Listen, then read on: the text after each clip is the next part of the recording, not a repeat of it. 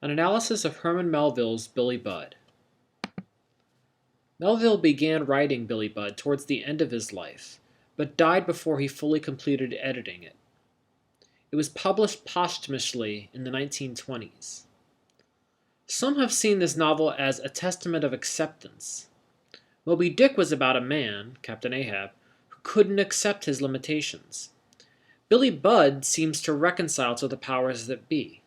This novel accepts that evil or bad stuff happens. This lesson will serve you best if you read it after having already read the designated chapters from the novel. So we'll first look at chapters 1 through 17. The novel opens with a scene in which Billy is forced into military service against his will. This was known as impressment. Clearly, there is some meaning in the idea that Billy leaves a ship called The Rights of Man, which was named after Thomas Paine's book, and forced onto the Bellipotent. Note how much emphasis is put on Billy's personal beauty. Much like Hawthorne, Melville has an interest in beauty, and he too suggests that it often reflects a kind of spiritual purity. There is a gay subtext within this novel. Some have suggested that the emphasis on beauty contains homoerotic elements.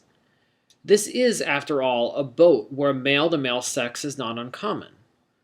Thus, his beauty may be an issue sexually here. For example, some have suggested that Claggart finds Billy's personal beauty too alluring, awakening sexual desire that he has been conditioned to see as sinful. In other words, Claggart could just be another self-hating homophobe. Note that Melville does reveal that Claggart's initial visceral dislike for Billy has something to do with his personal beauty, but then suggests that Claggart feels some other kind of sentiment towards beauty other than hatred or envy. Note there's one section where it's discussed as soft yearning, and this suggests the idea of love. There are a number of key themes within the first half of the novel. One of them is beauty. Like all beauty, though, Billy has one serious flaw: his stuttering in times of duress. On a simple level, there's another explanation. Billy is clearly characterized as a pure, innocent character. This kind of innocence is naturally opposed by elements in the cruel world. Claggart is the vehicle for this because he recognized the deep nature of Billy's innocence or purity. Captain Vere is being aligned with the forces of the intellect. His name, Starry Vere, suggests conflicting forces. In Latin, the term veritas means truth. The term veer can mean off course. The starry element suggests a dreaminess in his nature. Note that Claggart is being connected with the forces of the intellect. This can be seen especially in chapter 8. But he's clearly a villain, described as naturally depraved. He uses reason to further irrational desires. It is even suggested that he's not sane, maybe suffering from some kind of monomania, which is a focus on one thing that he can't get out of his mind. In this case, Billy. This is the kind of affliction that Poe's characters often suffered from. Issues of social class and social instability are suggested throughout the novel. The whole issue of mutiny is the backdrop of the American and French revolutions. The British elite were worried that this kind of social upheaval could hurt the elite in Britain if it spread. The mutinies at sea were seen as a symptom of this spreading. Captain Vere sees this kind of liberty, via the American and French revolutions, as unsustainable because it can't be successfully institutionalized. We're now going to talk about chapters 18 through the end of the novel. There are many indications throughout the novel that Claggart is to be seen as evil. Note the references to him as a snake. It's very important to recognize that Vere never seriously believes Claggart's accusations against Billy.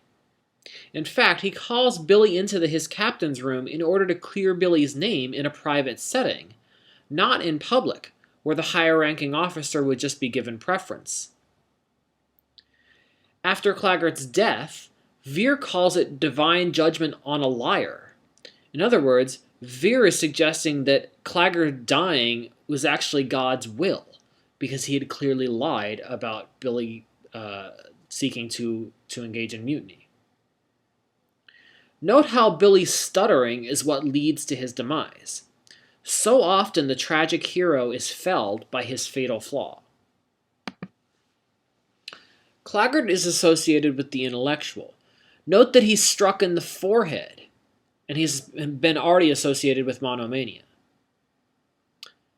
Note that the imagery about Billy in the second half of the novel shifts from merely focusing on his physical beauty to furthering images of him as pure.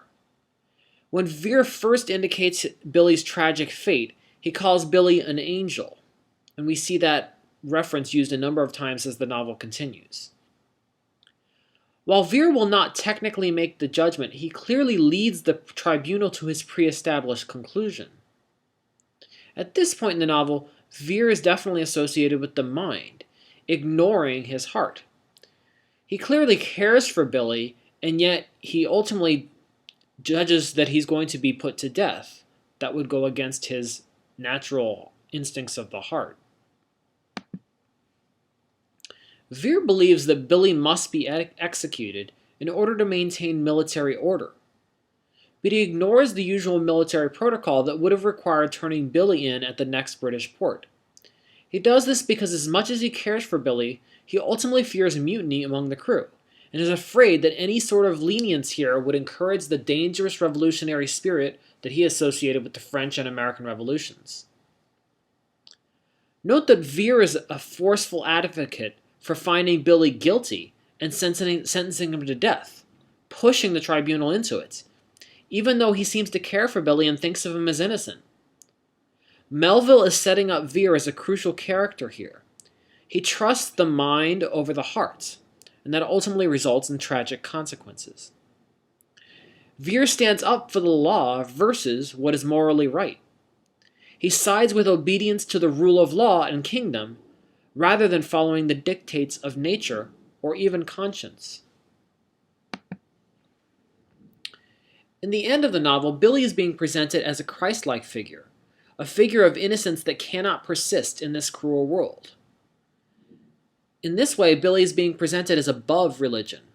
Even the chaplain recognizes Billy's innocence as something above religion, and therefore suggests that a prayer would be inappropriate. Billy's also presented as unafraid of death, connected to the barbaric world, but in a good way.